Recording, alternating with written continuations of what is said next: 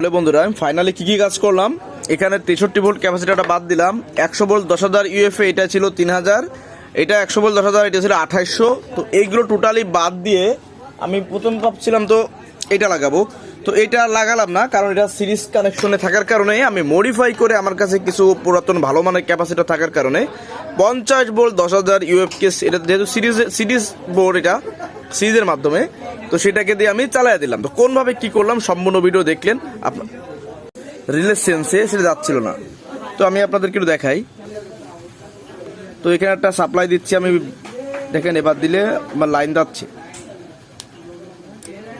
হ্যাঁ রিলে কিন্তু অন হয়েছে, আবার অফ হয়েছে, তার মানে আমার সব স্টোর এখন কাজ করতে, অর্থাৎ আমি মেপে দেখছি এটা সম্পূর্ণ মাত্রায় কমপ্লিট। বিসমিল্লাহির রহমানির রহিম। সম্মানিত দর্শক বন্ধুরা, আমার সামনে দেখতে পাচ্ছেন একটা ফিল্টার বোর্ড রয়েছে, আর এই ফিল্টার বোর্ডটা হচ্ছে CS 4000 মডেলের একটা ফিল্টার বোর্ড।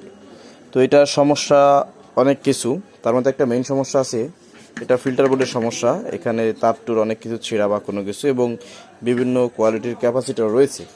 তো এখন এই নর্মাল ভালো দুটা দিয়ে কিন্তু কাজ চালানো যায়। এখন মনে করেন এখানে অরিজিনাল একটা আছে, এখানে ডুপ্লিকেট একটা আছে, তার জন্য যে এটা চলবে না এরকমটা না, এটাও চলবে, কিন্তু এর জন্য এটাকে পরীক্ষা করতে হবে এটা গুণগত মান কতটুকু ভালো আছে। তো এটার যে ট্রান্সফরমার আছে, এই ট্রান্সফরমারটা হচ্ছে আপনার 7272 ভোল্ট একটি ট্রান্সফরমার, এবং এটার অপারেটিং আপনার মেইন ভোল্টেজ দেওয়া আছে হচ্ছে 220 ভোল্ট। তো 220 ভোল্ট এটা 7272 ভোল্ট পাবো, কিন্তু এখানে যদি 240 ঢুকে যায় সেক্ষেত্রে অবশ্যই আউটপুট বেশি হবে। তো এটা দিয়ে একবার 3 মাল বা মোটামুটি 4 মাল, অথবা আপনার এক জোড়া মনিটর চালানোর জন্য একটা সেট আসলে বানানোর উদ্যোগ নিয়েছি, আর সেটটা আসলে আমি নিজে ব্যবহার করবো। তো প্রথমে আমার ফিল্টারিং সার্কিটটা দেখতে হবে যে এখানে এসি সব স্টার্ট, এরপরে আপনার ক্যাপাসিটার, এগুলো সব কিছু ঠিকঠাক আছে কি নেই এগুলো আগে বুঝতে হবে, ঠিক আছে। তো দেখুন এটা কিন্তু একটা ফুল ওয়েভ ট্রান্সফরমার, হাফ ওয়েভ না। তো এটাকে লাইনটা খুলে নিচ্ছি। দেখুন প্রথমে একটা জিনিস দেখাই, এখানে যে মেটাল একটা রেকটিফায়ার থাকে, এখানে একটা মেটাল রেকটিফায়ার থাকে, রেকটিফায়ারটা কিন্তু নাই। তো এইটার পরিবর্তে আমার বিকল্প কিছু লাগাইতে হবে। এরপরে আরও আছে এখানে যে আপনার অডিও ইনপুট সার্কিটের জন্য যে ফিল্টারিং, সেগুলোতে ডিস্টার্ব আছে। তো তোমরা দেখুন ফিল্টারটা খুলে নিলাম। তো এখানে এক পাশে আছে হচ্ছে পাইসন 100 ভোল্ট, এরপর আছে কি negative Nippon Semicon 100 volt 10,000 UF. আবার একটা দেখতে পাচ্ছি রুবিকনের 63 ভোল্ট 1000 ইউএফ ক্যাপাসিটার। তো মূলত এইগুলো দিয়ে আসলে এগুলো করা, এবং এখানে যে কানেকশনগুলো দেখতে পাচ্ছি যেটা মনে হচ্ছে আমার এগুলো প্যারালাল কানেকশনে আছে। তো যাই হোক, এখন এটাকে আসলে রিপেয়ার করা হবে, রিপেয়ার করে দেখতে হবে যেটা কি দেখি। আর এখানে যে মেটাল রেকটিফায়ারটা ছিল, এখানে যে এখন আছে আপনার চিরুনি ডায়োড দেওয়া আছে, রেকটিফায়ার দেওয়া আছে, ব্রিজ রেকটিফায়ার। এখানে সব থেকে ভালো মেটাল লাগালে, তবে আমার মেটাল না লাগানোর ধান্দা আছে, এখানে চিরুনি ডায়োড কয়েকটা লাগাই দিলে যথেষ্ট, কারণ আমার ক্যালকুলেশন অন্যরকম। ধরুন এই ট্রান্সফর্মারটা আরএমএস এম্পিয়ার আছে 20, সে ধরলাম 20 এম্পিয়ার আছে। এবার 20 এম্পিয়ার সর্বোচ্চ 35-40 এম্পিয়ার লোড নিতে পারে। তো আমি সেখানে টার্গেট নেব সর্বোচ্চ 45-50 এম্পিয়ার লোড নিতে পারে এরকমের মানের রেকটিফায়ার লাগাই দেওয়া, ব্যাস ক্লিয়ার। জাস্ট উদাহরণস্বরূপ বুঝলাম। বন্ধুরা দেখেন আমি এখান থেকে 4টে ক্যাপাসিটার প্রথমে খুলছি, তো প্রত্যেকটা অ্যাভারেজ 3000 করে মাইক্রোফ্যারাড পেয়েছি, মাত্র 3000। অথচ এখানে যদি একটু ভালো মানের তা ব্যবহার করা হতো ক্যাপাসিটর, সেক্ষেত্রে অবশ্যই আমরা 8000, 9000, 10000 এরকম পাতাম। যদি বলি আপনাদেরকে এ ধরনের ক্যাপাসিটর ব্যবহার করতাম একটু ভালো মানের, তাহলে ভালো পেতাম। তো এই যে ক্যাপাসিটর ধরুন এখানে 6000, এখানে 6000, এই দুটো মিলে 4টে মিলে হচ্ছে 12000 ইউএফ আসবে। তো এতে কি আসতে পারে, আর এখানে যে ক্যাপাসিটর দেখাইতেছে তা আশা করা যায় খুব বেশি ভালো হবে না। তো এগুলো খুলে দেখি। তো বন্ধুরা আমি এগুলো কিন্তু চেক দিলাম, এগুলোতে পেয়েছি 2800 করে, আর একটা পেয়েছি এই যে আপনার রুবিকনের 63 ভোল্ট 10,000, তো এটাতে 6000 সামথিং। তো যেহেতু এটা 63 ভোল্ট সেহেতু এটা চালাবো না, ঠিক আছে। এখন যে কাজটা করতে হবে, এখানে সব থেকে ভালো হয় কি, এখানে যে পরিমাণ ক্যাপাসিটর আছে এখানে আপনি চাইলে 2টা ক্যাপাসিটর চালাইতে পারবেন, আপনি চাইলে 10টাও লাগাইতে পারবেন, আপনার ইচ্ছা। তো মেইন বিষয় যেটা হচ্ছে, যেখানে আমি যে কাজটি করব, এখানে আমি নতুন যে ক্যাপাসিটর আছে, তো এখানে সব থেকে যেটা বলতেছিলাম যে এখানে সব থেকে ভালো হবে কি সবগুলো অরিজিনাল মানে অ্যাকুরেট লাগানো। তো এখন ব্যাপারটা হচ্ছে কি যে যেহেতু এটা আমি খুব বেশি ইনভেস্ট করতে যাব না, এর ভিতরে এক একটা ক্যাপাসিটর 300 টাকার প্লাস মাইনাস দাম পড়ে। তো সেক্ষেত্রে এখানে যে কাজটা করবো সেটা হচ্ছে কি, 2টো ভালো তার লাগাবো, আর যে 6টা আছে 6টায় নর্মাল তার লাগিয়ে দিব। তার মধ্যে এখান থেকে 2টো যাবে 2 সাইডে, আর এইখান থেকে 4টে যাবে 2 সাইডে, ঠিক আছে? এই হলো সিস্টেম। আর নতুন 2টো থাকবে, এটাতে যেটা হবে তাতে করে আমার যতটুকু চলবে যথেষ্ট, এর বেশি দিলে ভালো, কিন্তু আমি দিব না, তবে আপনারা চাইলে দিয়ে নেবেন। তো এখন তো এই সাবজেক্ট গেল, আর এখন এই সাইডে সফটস্টট লাইন, এই লাইনগুলো ঠিকঠাক আছে কিনা সেটা দেখতে হবে। বন্ধুরা দেখেন, এই যে ভিজে ভিজে দেখাচ্ছে, মানে থিনার দিয়ে ওয়াশ করলাম, এবং ওয়াশ করার পরে এটা যেটা লুক আসছে, আসলে কোম্পানির মাল অরিজিনাল মাল হইলে যেটা হয় আর কি, ভালো হলে যা হয় আর কি। তো যাই হোক, এখন এটাকে শুকানোর পরে আপনাদেরকে দেখাবো এটা কি কি ফল্ট আছে। বেশ কিছু ফল্ট পেলাম কাজ করার সময়। তো মোটামুটি এটাকে রিসাইকেল করলে আশা করি এটা অনেক সুন্দর হবে বলে আশা রাখতেছি ইনশাল্লাহ। তো বন্ধুরা, আমি এখানে 2টো চিউন্ডার দিয়েছি দেখেন। তো এটা 2টো এখানে লাগিয়ে নিয়েছি। তো এখন বিষয়টা হচ্ছে, একটা জিনিস বলি আপনাদেরকে, যে এই যে সার্কিটটা দেখতে পাচ্ছেন, এই সার্কিটটাতে কিন্তু আসলে 80 ভোল্ট 10,000 ইউএফ 80 ভোল্টের ক্যাপাসিটর লাগাতে হয়।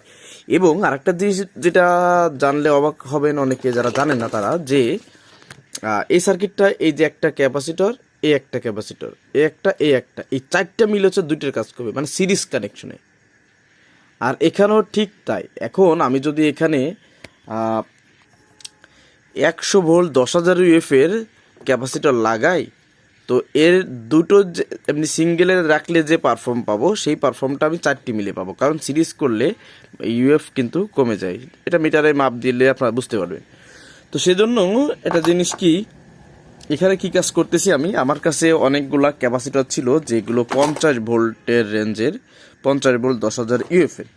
তো 50 দুগুণে 100 ভোল্ট যদি হয়, সেক্ষেত্রে আমি 70-75 ভোল্ট এখানে ইজিভাবে আপনার এসি ভোল্টেজ ইন করতে পারবো। এবং এটা একটা ক্যাপাসিটরে 48 ভোল্ট 50 ভোল্ট ইজি নিতে পারে বলে আমার চেক করা আছে। এবং এইগুলো কিন্তু অনেক চ্যাপটা ছিল, যার কারণে এখানে লাগতো না। তো আমি কি করছি, তার দিয়ে ঝালাই করে নিচ্ছি, তামার তার দিয়ে। তো এখন যে কাজটা করা হবে, এখানে ঠিক এইভাবে থেকে একটা ক্যাপাসিটর বসিয়ে দিলে আমার কি হবে, কিছু খরচ কম হবে, কারণ এর একটা ক্যাপাসিটর মানে প্রায় 300 টাকা বা 300 টাকা প্লাস মাইনাস দাম। তাহলে এখানে কি পরিমাণ, 8টা ক্যাপাসিটর দাম 3,2400 টাকা প্রয়োজন হতো। এবং সার্ভিস পেতাম 8টা ক্যাপাসিটর কয়টা জানেন, 4টে সার্ভিস পেতাম। তো এই জন্য আমি এই বুদ্ধিটা করে নিয়েছি, কারণ মালটা যেহেতু আমার, ভালো মন্দ আমারই হবে। আপনাদের যদি এখান থেকে শেখার কিছু থাকে, সেগুলো শিখে কাজ করতে পারবেন। তো এখানে আরেকটা জিনিস বলে রাখি, এখানে যে এসি সবস্টার্ট কাজ করে, হ্যাঁ, তারপর আবার দেখা হবে। তো এগুলো ক্লিন করা যখন কমপ্লিট, এখন ক্যাপাসিটারগুলো লাগিয়ে ট্রান্সফর্মার লাগা দিলেই ক্লিয়ার হয়ে যাবে। ফাইনালি কাজ শেষ এক প্রকার, সবগুলো ক্যাপাসিটার লাগানো হয়ে গেছে। তো এখন এই ছোট্ট ট্রান্সফর্মারটা দিয়ে আমি যদি একবার চেক দিয়েছি, ঠিক আছে, তারপর একবার চেক দেব। তো এখানে এই যে দেখতে পাচ্ছেন, এটা হচ্ছে গ্রাউন্ডে একটা, আর ফেজে একটা ধরতে হবে। তো দেখুন সিরিজ জ্বলে কিনা, জ্বলছে, ব্যাস, এটা অফ করে দিই। তো এখন এই যে 2টো মাথা দেখতে পাচ্ছেন, এখানে মাপ দিতে হবে কত ভোল্ট আসছে।